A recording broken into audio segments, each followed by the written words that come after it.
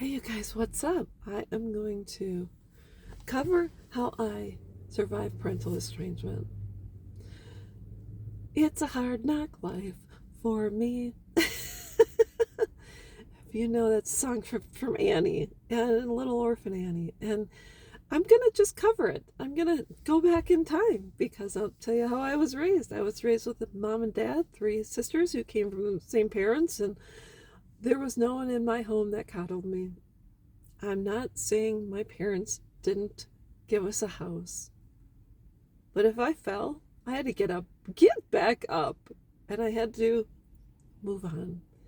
I'm not saying my grandmothers didn't give us hugs and kisses and all that, but I'll tell you what, I was not a latchkey kid, but I did my own thing. I was outside playing, running around. If I fall, I'd get back up, brush it off, wash it off, scrub it, and move on. I remember the one time I was stung by a bee. I told my mom, and she came running out of the house and took care of the stinger and poured water in the mud outside of our back door and stuck my hand in the mud. That's how we dealt with bee sting. I'm not saying my parents weren't kind, but I wasn't coddled. I wasn't babied. I was a big girl. You're a big kid now. And so, anyways, I learned how to get back up.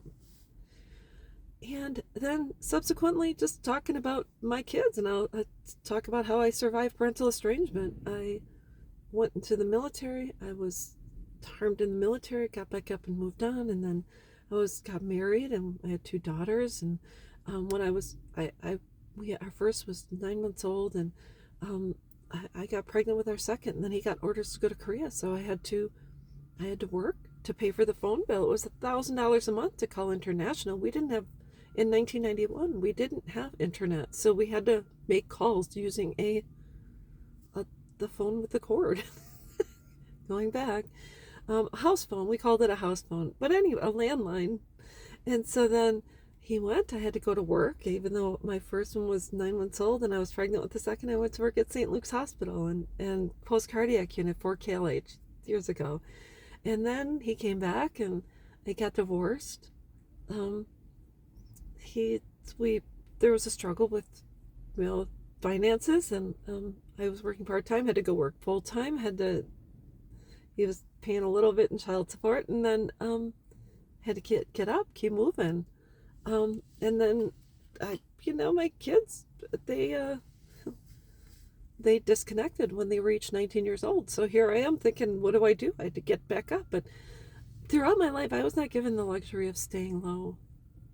I was not given the luxury of laying in bed. I had time off from work. But how much time off can you take when your kids walk out of your life, when you have a loss? You have to report back to work sometime. I mean, heck, even women that have babies have to report back to work within a certain amount of time. So I just want to say that although I had a hard knock life, it's a hard knock life. I wasn't Little Orphan Annie, but there's times I felt like it. But anyway, moving on. But I want to write this. I want to read this. I did not have the luxury of staying low, of giving up, of allowing this situation to defeat me, of allowing it to take my life. I had to go to work. I had to pay for my house. I had to eat. I had to survive. I had to pay bills. I just had to. I had no choice. But I think the way I was raised allowed me an opportunity to not be defeated in this world, to not expect other people to take care of my situation and solve my problems. Was it the easiest? I don't know.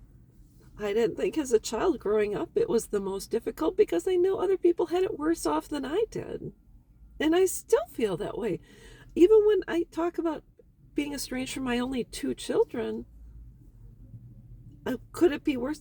Absolutely, it could have been worse. So I didn't have the luxury of being knocked down and staying down. And given the fact that I still had to get up and survive, I thank God I had to go to work. And I thank God when I went to work, I had a trusted person to talk to. I would say, hey, how you doing? Or I had friends that would reach out to say, hey, I'm thinking about you, I'm praying about you. So having a hard knock life as a kid probably saved my life in the end. I don't know. I like I said, with any situation, you can be someone that soars or you can be someone that sings. And sometimes people use their situations to continue to have people feel sorry for them, to be coddled. Oh, woe is me. How many more GoFundMe's do we have out there? I mean, give me a break. I'm not saying life is easy, and I'm not saying it's not tough, but I'm glad I was not enabled as a child to give up, go sit in my room, suck on my thumb, and rock back and forth. I wasn't. But anyways, that's all I want to talk about. If you were, I don't know what to say because I cannot comprehend. But anyways, that's all I wanted to say. Can you get through it? Yes. Will you get through it? Yes. Do you have a choice? No. You don't have a choice. So might as well make the best of it. That's all I've got.